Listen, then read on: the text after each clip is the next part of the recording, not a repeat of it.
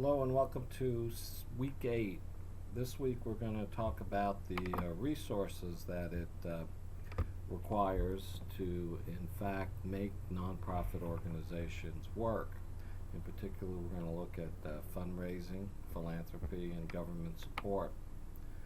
So, Chapter 13 looks at philanthropic and fundraising ways in which nonprofits garner resources. And these are some of the points that I would want you to remember from this chapter.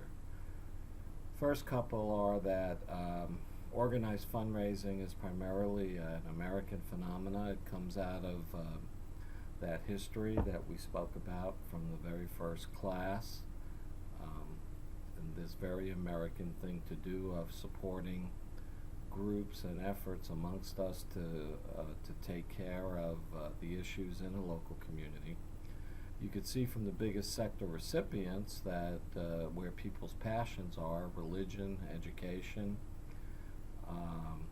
environmental arts and animals are actually growing, and you'd have to include healthcare in here somewhere. Human services, certainly at the community level, are struggle to get their share of the fundraising dollar, especially against big health and university institutions and the religious interests of the masses.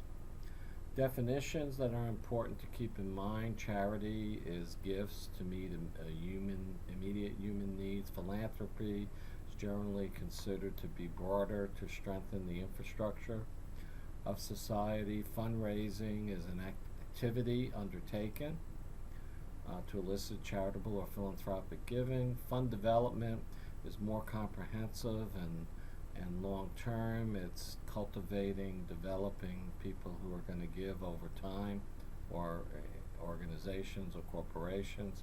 Institutional advancement is more prevalent in the sectors of higher education, especially in healthcare, where it includes communications, marketing, public relations. The motivations that people bring to giving can be different, and are different. Corporations can sometimes more about enlightened self-interest. We're certainly seeing more of that, where corporations, especially run by the younger generation, more or less see as it being the right thing to do. The Gates Foundation is the leader in this. You might have seen that they're just giving $80 million to gender equality. They're an organization that generally promotes areas that they feel are important to them and important to the culture and the society. And they also practice strategic philanthropy, that yes, they give to causes that may help their brand, help their identification, kind of help their image with the public. Foundations are required to give out 5%. A lot of people, including myself, feel that's way too low. They should be required to give out more than that. That would certainly help the sectors a lot, and would have especially helped during the downturn in the economy of the past 10 years. And then individuals give. Now, individuals give for the widest variety of reasons, and your text does a good job of identifying them. Communitarians generally believe in community. Devout are the religious donors. Investors, that's kind of new within the last 5 years, that especially younger generation just don't want to give their money as their parents did. They see it as an investment. Socialites, those people who need status. The altruists, people who are givers by nature and by heart. The dynasts, those are the family givers, the people who want to put their name on buildings and whatnot. And the repayers, I like this one. These are the people who owe a debt and pay it by contributing. Your text on page 341 does a good job of outlining the process. You need to make the case, and I gave you a handout on Blackboard regarding fundraising basics that does a good job as far as giving you guidelines as to making the case statement.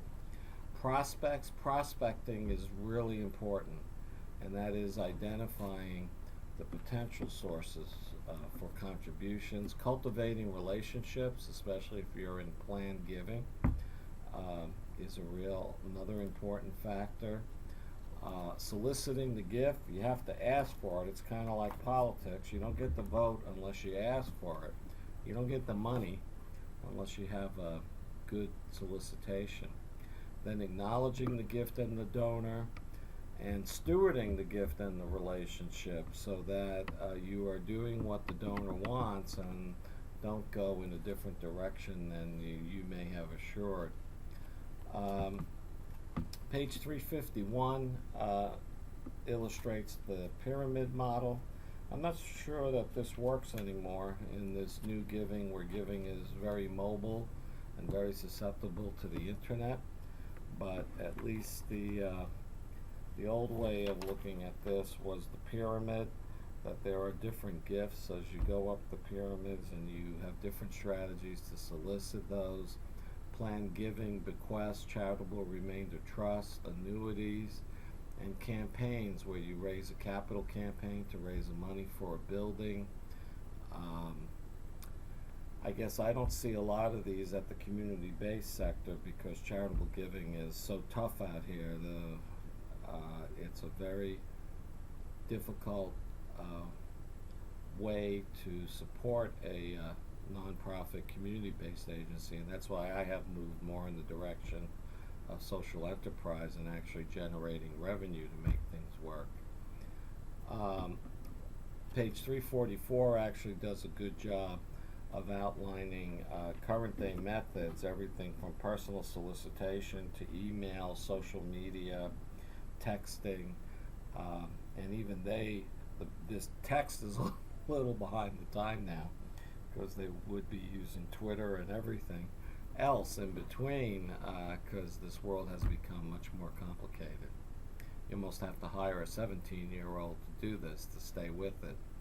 Managing fundraising programs, advancement services, these are the constant contacts. This is why once you graduate, you will receive a lot of contacts from the university trying to keep you engaged. Prospect management, this is really important.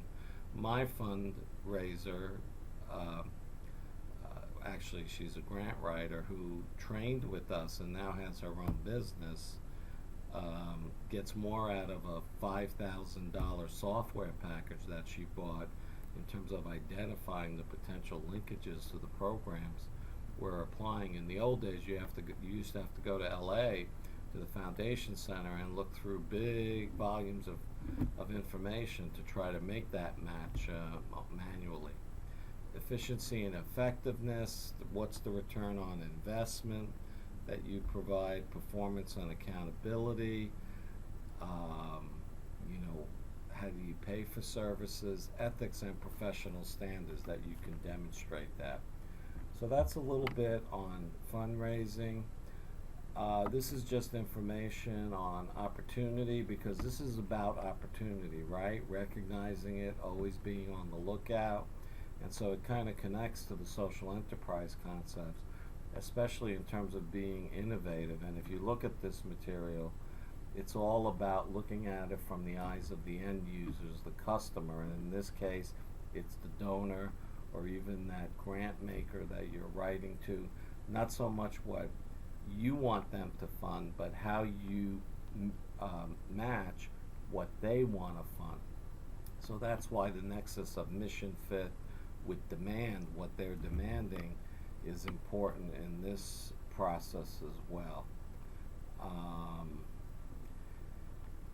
Moving on to government funding, in the limited time remaining, I just wanted to highlight different types of funding that are important. It can be, nonprofits sometimes fill the role of supplementary, doing what the public sector can't do with private resources or public goods, filling in the gaps. Complementary, in partnership, and sometimes adversarial, taking the government on that they should be putting funds in one direction or another. I'm currently in the middle of a lot of situations like that, such as childcare and how the governor is moving to kind of move the money around as far as how preschoolers and their families get access to childcare. Some funding facts: 1/3 of the money from government goes to mostly hospitals and healthcare. Devolution hurt us during the Reagan era, but we bounced back, as we discussed in the Solomon chapter. This is always a mix, so I've got 45 different contracts at the federal level, county level, city level, school district level, you name it. Where there is money, we're going after it in order to meet our mission.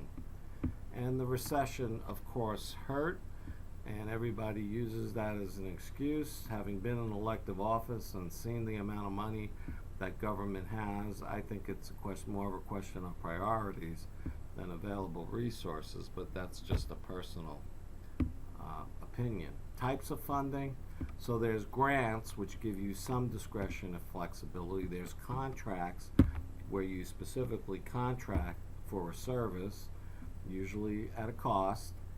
And then there's fees and vouchers, where sometimes clients get money, such as some child care families have vouchers that they can use to pay for care at any child care center.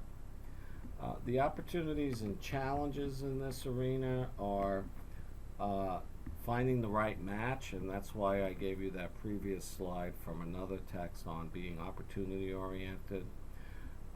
Indirect costs, knowing what your indirect costs are, not the cost to provide the service, but the costs like admin and insurance and other costs that you have to have in place in order to render the service, but which don't necessarily are the direct service portion.